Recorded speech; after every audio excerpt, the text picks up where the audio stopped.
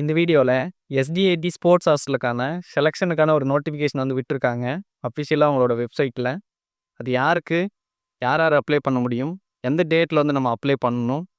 எப்போ செலக்ஷன் நடக்குது? எந்தெந்த கேமுக்கான செலக்ஷன்லாம் எடுக்குறாங்க? அப்படின்றத பத்தி இந்த வீடியோல தெளிவா நான் எக்ஸ்பிளைன் பண்ணியிருக்கேன். அதனால வீடியோ வந்து ஸ்கிப் பண்ணாம பாருங்க. வீடியோக்குள்ள போறதுக்கு முன்னாடி நம்மளோட சேனலை சப்ஸ்கிரைப் பண்ணாதவங்க சப்ஸ்கிரைப் பண்ணுங்க. ஏன்னா ஸ்போர்ட்ஸ் சம்பந்தமான யூஸ்ஃபுல்லான இன்ஃபர்மேஷனை மட்டும் நம்மளோட சேனல்ல ரெகுலராக அப்லோட் பண்ணிட்டு இருக்கேன்.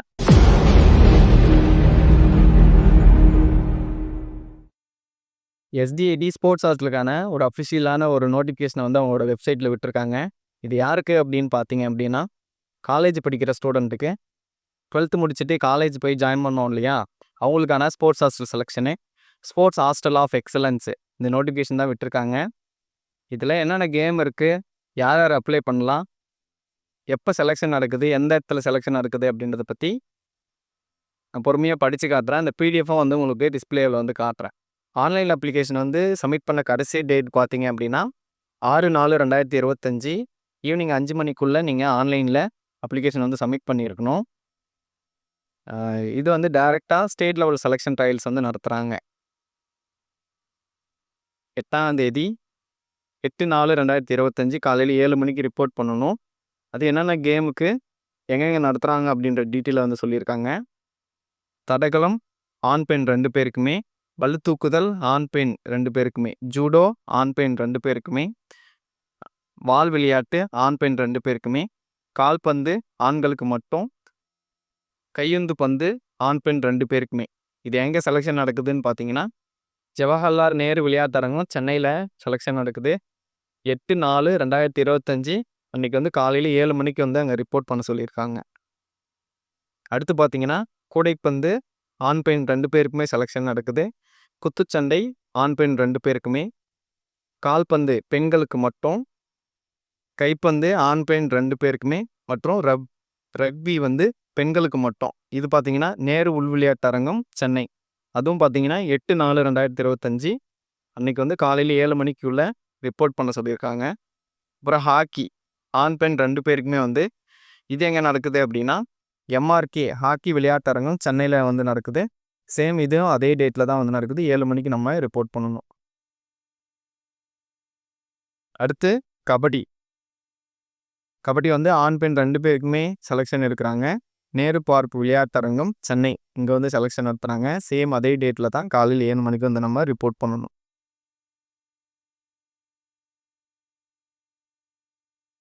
அப்படி கீழே பார்த்தீங்க அப்படின்னா, என்னென்ன ஸ்போர்ட்ஸ்க்கு எங்கெங்கே ஹாஸ்டல் இருக்குது அப்படின்ற டீட்டெயில்ஸ்லாம் வந்து கொடுத்துருக்காங்க. Athletics, basketball, boxing, fencing, judo, volleyball, weight lifting இதுக்கெல்லாம் பார்த்தீங்க அப்படின்னா ஜவஹர்லால் நேரு ஸ்டேடியத்தில் வந்து இதுக்கான ஹாஸ்டல் ஃபெசிலிட்டி வந்து இருக்குது. அடுத்து பார்த்தீங்க அப்படின்னா ஃபுட்பால், ஹேண்ட்பால், கபடி இது வந்து காட்பாடி, வேலூரில் அங்கே ஹாஸ்டல் ஃபெசிலிட்டி வந்து இருக்கு. அடுத்து ஹாக்கிக்கு பார்த்தீங்க அப்படின்னா கோவில்பட்டி, தூத்துக்குடியில் வந்து இந்த ஹாஸ்டல் வந்து இருக்குது.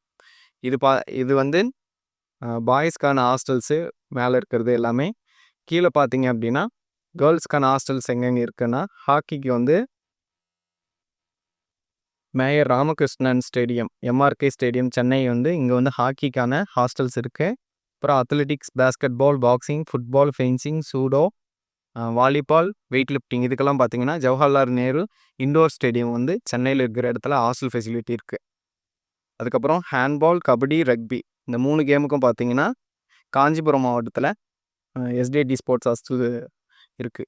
இப்போ நீங்கள் இதுக்கு சேரணும் அப்படின்னு விரும்புனீங்க அப்படின்னா, இப்போ இந்த ஹாஸ்டலில் சேரணும் அப்படின்னு விரும்புகிறீங்க அப்படின்னா இன்னிலேருந்தே ஆன்லைனில் வந்து அப்ளிகேஷன் வந்து போடலாம். அது நீங்கள் எப்படி ஆன்லைனில் போய் அப்ளிகேஷன் போடணும் அப்படின்னா, எஸ்டிஏடி அந்த வெப்சைட்குள்ளே போனீங்கன்னாவே எஸ்டிஏடி ஸ்போர்ட்ஸ் ஹாஸ்டல் செலெக்ஷன் அப்படின்னு சொல்லி மேலே வந்து ஒரு நோட்டிஃபிகேஷன் இருக்கும். அதை கிளிக் பண்ணிங்கன்னாவே இன்னொரு வெப்சைட்டுக்கு போவோம். teamtalent.sdat.in அந்த வெப்சைட்டுக்கு போவோம். இல்லை அப்படின்னா நீங்கள் வெப்சைட்டே வந்து டைப் பண்ணி அந்த வெப்சைட்குள்ளே போனீங்க அப்படின்னா மேலே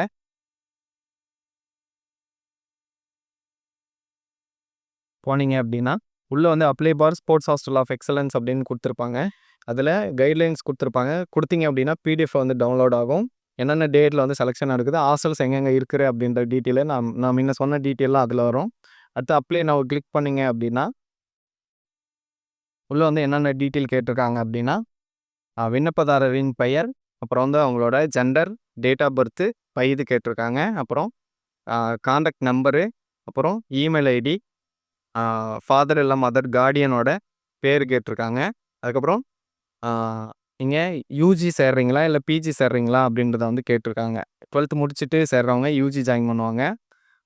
யூஜி முடிச்சுட்டு 3 வருஷம் முடிச்சுட்டு பிஜி போய் ஜாயின் பண்ணுறவங்களும் யூஜியா பிஜியா ஜாயின் பண்ண போகிறீங்க அப்படின்றத கேட்டிருக்காங்க. அப்புறம் அப்ளிகண்ட்டோட ஆதார் நம்பர் கேட்டிருக்காங்க. அப்புறம் ஸ்போர்ட்ஸ் டிசிப்ளின் என்னென்ன நமக்கு எந்த கேமுக்காக நீங்கள் அப்ளை பண்ணுறீங்க அப்படின்றத அங்கே டிக் பண்ணணும். அப்புறம் உங்களோட அட்ரஸ் கேட்டிருக்காங்க. என்ன டவுனு, மாவட்டம், அப்புறம் பின்கோடு எல்லாம் கீழே ஃபுல் அட்ரஸே வந்து கேட்டிருக்காங்க. டைப் பண்ணணும். அதுக்கப்புறம் நீங்கள் ஸ்போர்ட்ஸ் அச்சீவ்மெண்ட் சர்டிஃபிகேட் ஏதாவது வச்சுருந்தீங்க அப்படின்னா ஃபஸ்ட் சர்டிஃபிகேட் வந்து ரொம்ப ஹையஸ்ட் பர்ஃபார்மன்ஸாக இருக்கணும். ஒரு நேஷ்னல் அந்த மாதிரிலாம் வச்சுருக்கீங்கன்னா அதை ஃபஸ்ட்டு அட்டாச் பண்ணுங்க. அடுத்து வந்து எக்ஸ்ட்ரா இன்னும் ஒரு சர்டிஃபிகேட் வச்சுருக்கீங்க அப்படின்னா அதை வந்து கீழே வந்து அட்டாச் பண்ணுங்கள். அடுத்து வந்து உங்களோட பாஸ்போர்ட் சைஸ் ஃபோட்டோ வந்து அட்டாச் பண்ணணும். அட்டாச் பண்ணிவிட்டு சப்மிட் கொடுத்தீங்கன்னா சப்மிட் ஆகிடும் அப்படின்னு தான் நான் நினைக்கிறேன். அப்ளை பண்ணுறத பற்றி நார்மலாக ஸ்க்ரீனில் காட்டுற டீட்டெயிலை வந்து நான் சொல்லியிருக்கேன். இந்த சர்டிஃபிகேட்ஸு மற்ற விஷயம்லாம் நீங்கள் ரெடி பண்ணணும் அப்படின்னா கண்டிப்பாக வந்து ரெடி பண்ணி வச்சுப்போங்க. ஏன்னா லாஸ்ட் இயர் வந்து நிறைய டீட்டெயில்ஸ் வந்து கேட்டிருக்காங்க. இந்த வருஷம் பார்த்தீங்க அப்படின்னா நார்மலான டீட்டெயில்ஸ் தான் கேட்டிருக்காங்க. லாஸ்ட் இயர் பார்த்தீங்கன்னா மொபைலுக்கு மெசேஜ் அனுப்பிச்சாங்க. அவங்கவுங்களுக்கு தனியாக ஒரு ஐடி கொடுத்து அந்த ஐடியில் வந்து உங்களோட மார்க்ஸு எல்லாமே வந்து பார்க்குற மாதிரி இருந்தது. இந்த டைம் வந்து சிம்பிளாக வந்து கொடுத்துருக்குறாங்க. வேறு ஏதாவது டீட்டெயில் வந்து கொடுத்தாங்க அப்படின்னா கண்டிப்பாக நான் வந்து உங்களுக்கு வந்து அப்டேட் பண்ணுறேன். இல்லை எப்படி அப்ளை பண்ணுறது அப்படின்றத நாளைக்கே வந்து உங்களுக்கு ஒரு வீடியோ வந்து போடுறேன். எனக்கு தெரிஞ்ச ஸ்டூடெண்ட் யாருனா இருந்தாங்க அப்படின்னா அவங்கள வச்சு அப்ளை பண்ணி தெளிவாக வந்து ஒரு எக்ஸ்பிளைன் பண்ணி ஒரு வீடியோ நான் போடுறேன். இப்போ இந்த ஹாஸ்டலில் சேரதை பற்றி எங்களுக்கு ஏதாவது டவுட்ஸ் இருக்குது, நான் வந்து ஃபஸ்ட் இயர் படிக்கிறேன் இல்லை செகண்ட் இயர் படிக்கிறேன், நான் ஜாயின் பண்ண முடியுமா அப்படின்ற டவுட்ஸ்லாம் இருக்குது அப்படின்னா கீழே வந்து உங்களுக்கு என்ன டவுட் இருக்குது அப்படின்றத வந்து கீழே கமெண்ட் பண்ணுங்கள்.